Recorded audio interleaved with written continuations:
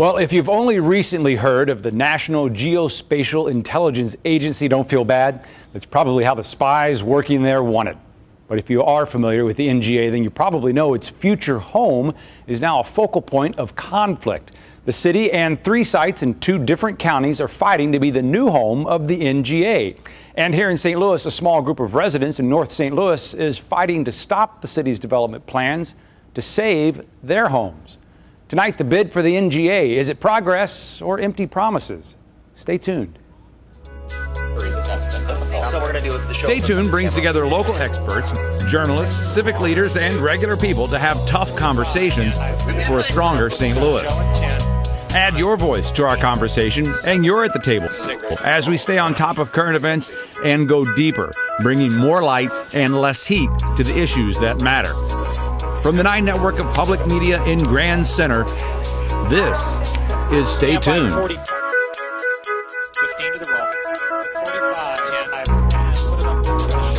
The National Geospatial Intelligence Agency, or NGA, houses its western headquarters in South St. Louis.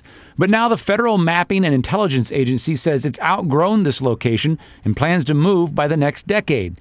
In an effort to keep the NGA and its 3,000 employees, the city is trying to find the spy agency room to build in North St. Louis. The Board of Aldermen has voted to mortgage city buildings to buy land from developer Paul McKee, much of it land he acquired from the city in the first place. And the city has approved the use of eminent domain in this North St. Louis neighborhood near the old Pruitt-Igoe housing site to assemble the rest of the land it says the NGA would need. While some residents wait for offers, others are pushing back. Our homes are a lot more than brick and mortar. Our homes are our heritage. The NGA has pledged to stay in the St. Louis region, but the city has competition. St. Clair County, Illinois wants to bring NGA to a site near Scott Air Force Base, and it's offered the land for free. Fenton is proposing the NGA build on the now vacant site of the former Chrysler plant, and there's a 4th possibility in the Melville area. A 4-way race St. Louis officials say the city can't afford to lose.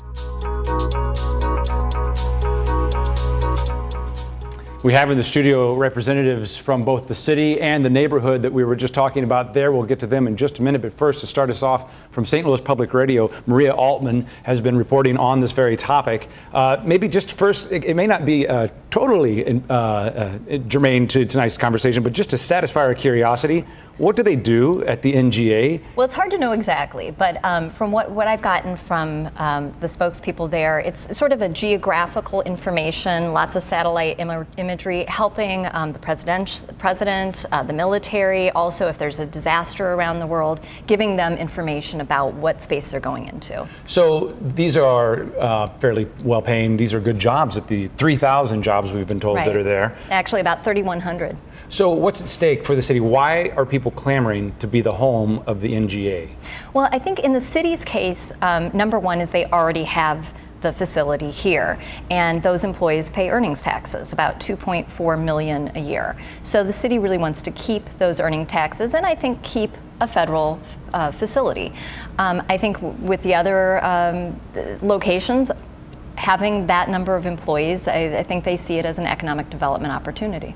Just so we know what the city is up against and what other regions are vying for this, we saw it in the piece there, but if we can show it again, we have something on the site of the old Chrysler plant, something in South St. Louis County, in Melville, also something by Scott Air Force Base. Right. Can you handicap where this is going between those 3 and the city? I think it's difficult to say, but I think the top 2 sites have to be North City and St. Clair County. Fenton and Melville really just don't get talked about a whole lot. It seems to come down to North City and St. Clair County. Okay, for the purpose of talking about the city and the city's bid tonight, to be clear, the city is not offering to build this site for them. This is a federal facility. The federal dollars will build this, but the city has to put together the land? They have to assemble the land, they have to clear the land. So there's a lot of work to be done before the NGA even would make a decision. The city has to show that it has control of that land. It doesn't necessarily have to own it,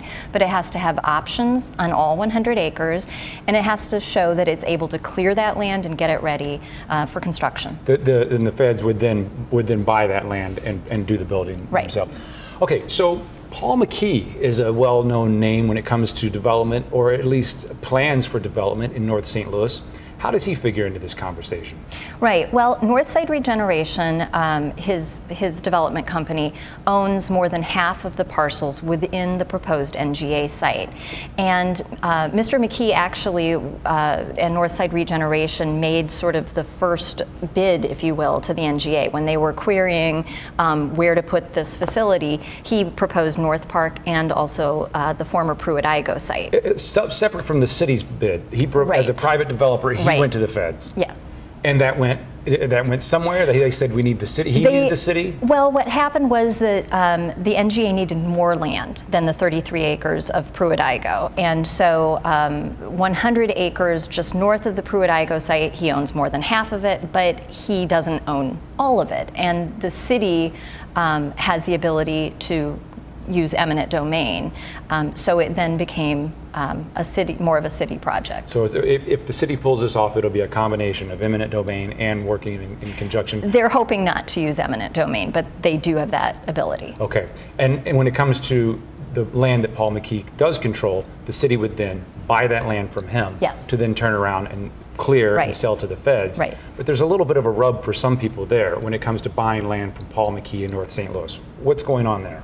Well, there are some aldermen and some citizens who say they don't want to see Mr. McKee necessarily profit from selling land that he bought, some of it from the city, some of it he bought from private owners, but they don't necessarily want to see him profit from that. I think from his perspective, he helped facilitate making North City one of the options, one of the 4 options. I think he said if it weren't for his efforts there, the city wouldn't have this option. It's hard to know for sure, but that's his perspective, yes.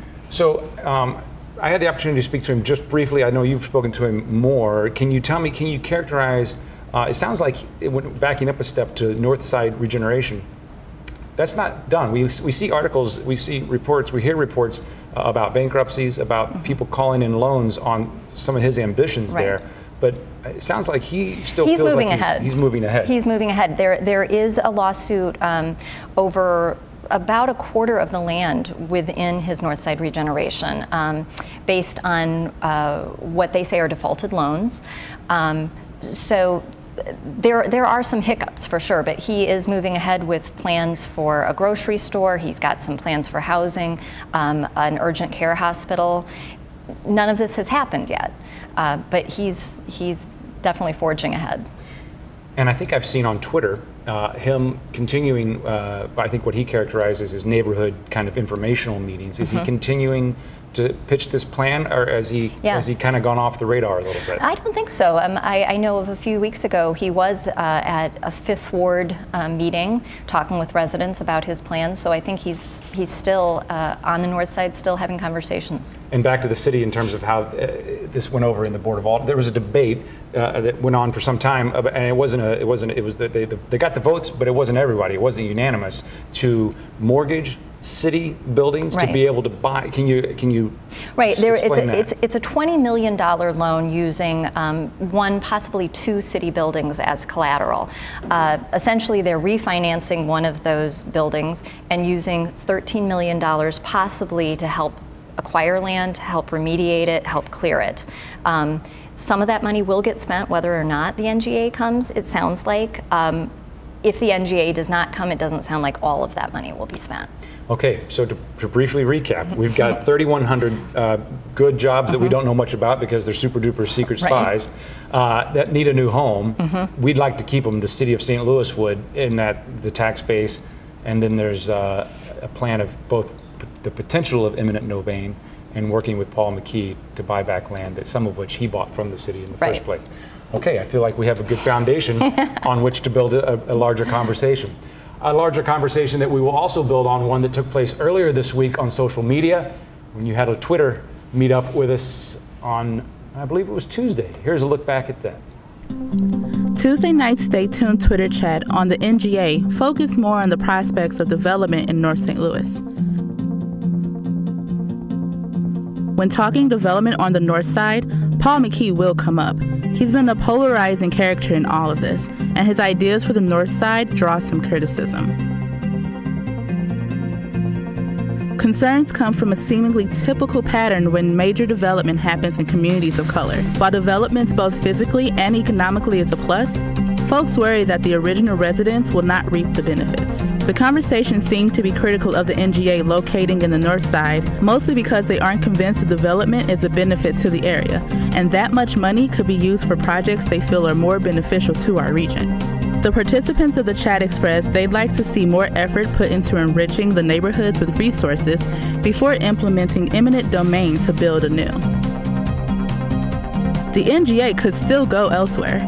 St. Clair, Fenton, and Melville are still up for grabs, and there are pros and cons to each location.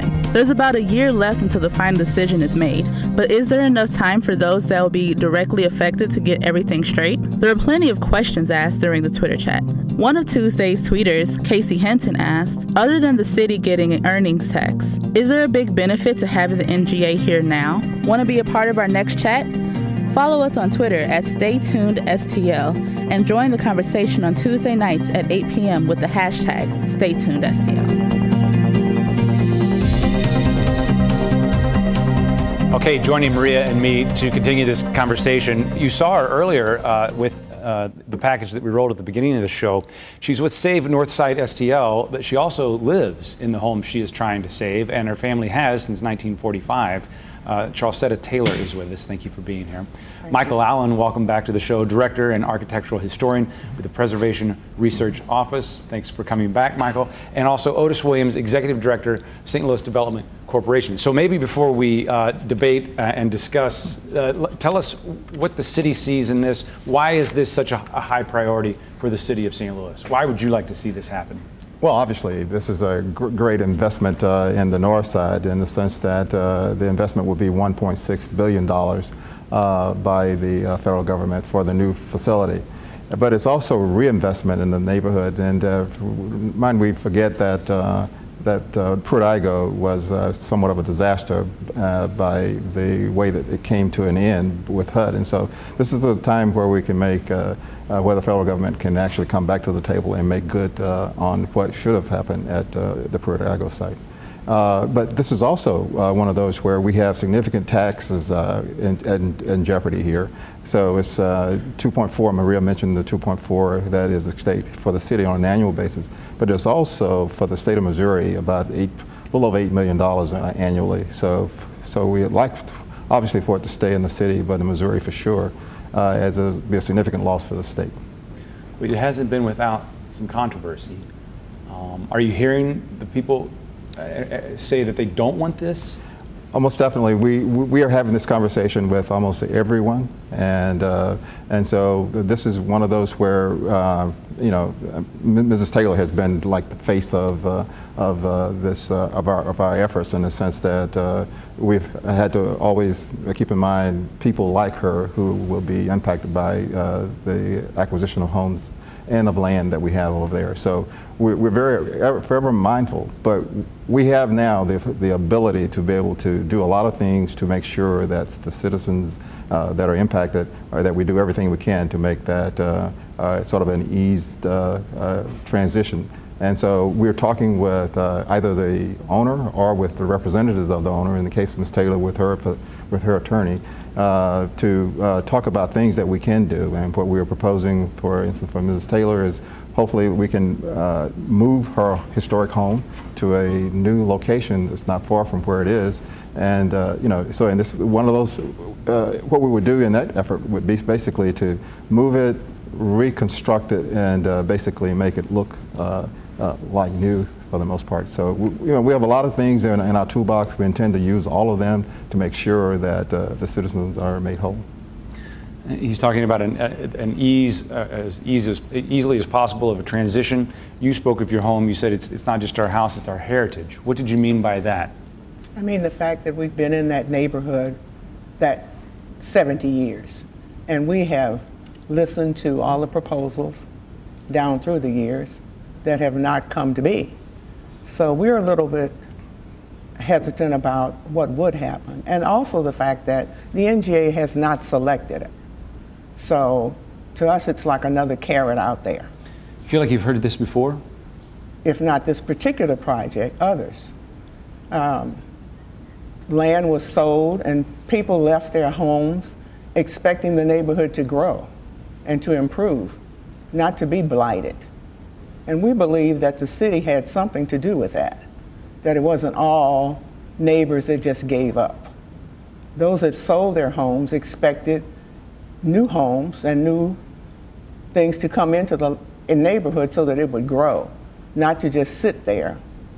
And we think that it's possible, and we have no assurance that the NGA will select the north side. Meanwhile, if our homes are taken, you can't put them back and just go, oops, you know, it didn't work. We lost out. And so those homeowners that are there, residents that have been there, their grandparents bought those homes. They want to keep them. And there are elderly people in the area who have no debt. And they believe that the offers that are being made will not let them buy another home and remain debt-free. You won't be able to get a comparable home somewhere else. Paid for. You might get another home, but you're going to now have a mortgage. They don't have mortgages now. And they don't look forward to that.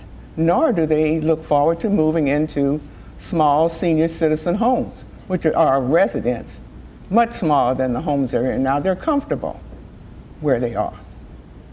And it's a chance that we feel like it's just a chance we have to take as to whether the city is successful or not.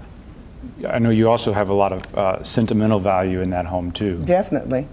There were 13 of us that grew up in that home, and they're scattered all over the United States. And they call it home. We call it the big house. And everybody that comes to St. Louis knows that they get to come. Even little kids know that they can come to the big house. There are 2 stairwells in the house. And the kids have enjoyed just running up and down. Many of them live in homes where they've never even seen stairs. You know, if you have, wherever you live, there are no stairs, let alone 2 pair that will take you all the way to the 3rd floor. And you're welcome there. There are toys there. There are pictures there of the grandparents and the great-parents. So do you and the people in your neighborhood trust the city? We would like to, but not really, because the experiences we've had have proven that they have not always been trustworthy. So this is, I call it a new day, and so what I always want to say is that we are at this, and we are committed to ensuring that we make all of the citizens whole. And so what the initial offers that we've had out may not necessarily be, as Ms. Taylor described, the one that would make them whole, but what we ask people to do to us is to report back to us, give us a counter offer, if you will, and then we will work with them to get to where they potentially, you know, need to be, and also to make sure that they have a place where they don't have another mortgage. There's a long way to go with some of the homeowners. You know, right now we know that we have 109 homeowners in that area, and that we have an agreement with over 50 of them already, and that we're working with the others. So, I mean, there are a number of property owners, should be the way I should categorize it. So it's 109 property owners out of the 551 parcels that we need to purchase. And so we are making great progress at this point in getting the acquisitions, but we're forever mindful of being you know, concerned about the outcome for each of the citizens. And so I hear Mrs. Taylor. In fact, I think I told her this when I first met her, that, you know, she reminds me of a family member. And so you know, I don't want to do anything that's going to injure her, but I also know that we have a need to be able to basically assemble this land to save the jobs here in the city. And so, which is why we came up with the idea that we would, because she has told me many times, at least I've heard her say this, that the house is historic, and as she describes family coming back to it, we'd like to be sure that we can pick that house up and move it to another location. Michael, this is not a new point of conflict in modern life, eminent domain, whether it's better for the greater good. In this case, though, it's not just the 47 homes or the 47 families. There's a petition that Save Northside has got going that last I saw it had over 90,000 people that signed it. What's at stake from the preservationist point of view, from the historian point of view? Well, as a historian, you know, I keep listening to this conversation about eminent domain and purchasing, I'm taken back a lot further than even Paul McKee's promise in 2009, which was at that point to do infill housing in that part of St. Louis Place. And he said everyone who wants to stay can stay in that part of the neighborhood. So this is a big surprise. But I go further back to Pruitt-Igoe. Maybe I look at it a little differently than Otis does, because I think what was at Pruitt-Igoe before Pruitt-Igoe, 25 blocks of a neighborhood. And the city's land clearance and redevelopment agency went through and bought out the property owners. Some of them were slumlords, but a lot were African American business owners and homeowners. And then the city continued that in Mill Creek Valley. And then even on the site of NGA in the 1960s under Model Cities, 1,000 houses were bought and torn down. In the 1980s, the cities had a great plan for a business park on that same site. In the 1990s under Mayor Bosley, it was a golf course.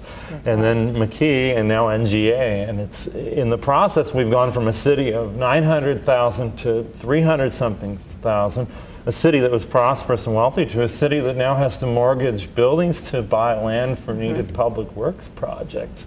I don't think the approach of land assemblage historically has panned out to create jobs or revenues or enrich everyone. And it seems like St. Louis Place only really became a problem when it became a black neighborhood.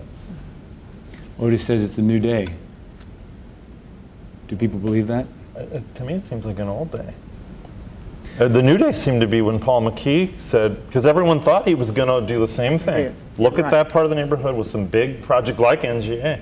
And when he came publicly and brought to the Board of Aldermen and the mayor this idea to do infill and something sensitive in that part of the neighborhood, it seemed to be a new day. And now we've gone back on that. So it is a new day in the sense that we are looking at the kind of development that Michael is describing all around that area, but this is an opportunity where we were able to look at the land that is controlled and the ability to assemble the 100 acres that was needed in order to find a home. As we've talked about St. Louis, it's only 61 square miles, but being able to then find contiguous land that could fulfill the need or the requirement that was being asked of us, that was one of the locations. And so that may have been early on, because I was not associated with the early project, but have been for the last few years.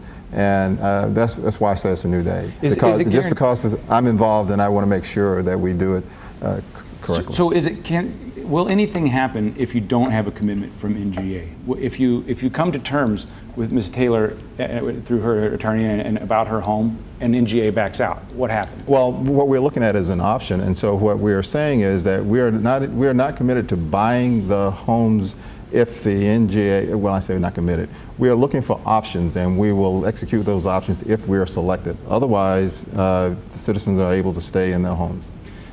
One thing I've seen come up, and Maria, jump in here, because I think this is something from your reporting I've seen, that not only do you need the land, but you need the development rights. Can you explain that at all? I don't want to get too lost in the weeds here, but do you have to purchase, is there more than just physical land you have to purchase from Mr. McKee? Well, these are things that we are negotiating currently, and so, but part of the discussion is obviously the land that we need to purchase, but also the rights that were previously approved. We need to be sure that those are, that we have that legally taken care of.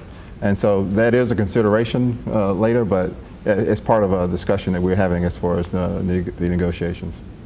I would add, just listening to the Board of Aldermen and all the aldermen, many of them supporting this loan, saying, very negative things about Mr. McKee and his project.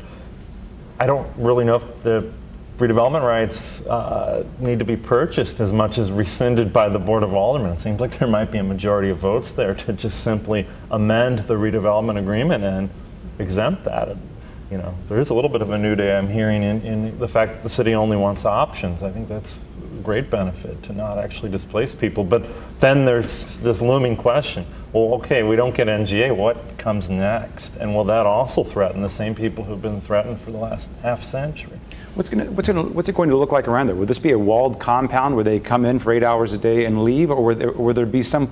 Do you see a future where they can walk to lunch somewhere? Now, you know, the one thing that's ongoing currently, and we're working throughout the area, there are several things that have occurred recently. One is a choice neighborhood planning grant where we're working with citizens around the area so that we can plan what does it look like around the NGA site.